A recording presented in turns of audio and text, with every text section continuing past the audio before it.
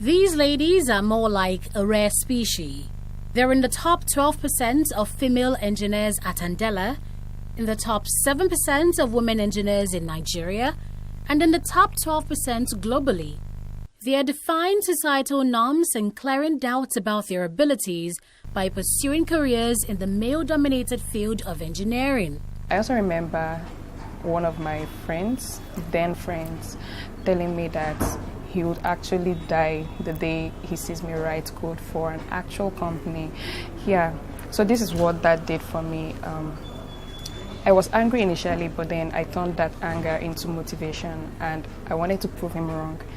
And I've been doing that all these years. A major factor fueling this phenomenon is a societal stereotype that some careers are just not cut out for women. When I finished school, everyone was quick to suggest, okay, why don't you take a catering course or go to a tailoring school? And not that those are bad choices, but whenever I think about those things these days, I think to myself, what about, other career choices, other career paths like DevOps, what I do, like machine learning, cloud architecture? These are all valid paths that a lady can take, but society has placed a limitation or a stereotype that, there are these feminine career paths that a lady should pursue. Gender imbalance in engineering also has its roots in the low enrollment of women in science, technology, engineering and mathematics subjects, also known as STEM.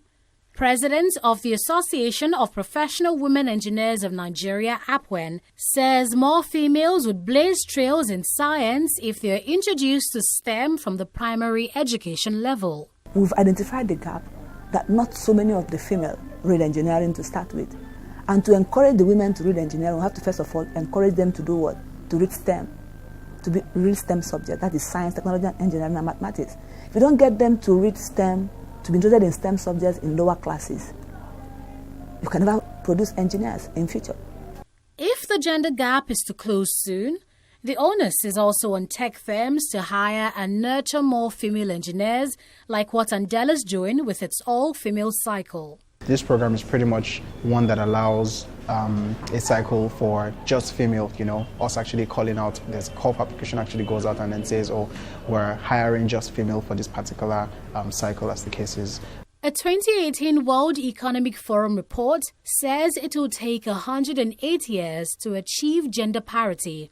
But with steps like marketing STEM to girls and changing societal mindsets that girls can be anything they want to be, it will only be a matter of time before women close the gap. Aneta Felix, TV 360, Nigeria.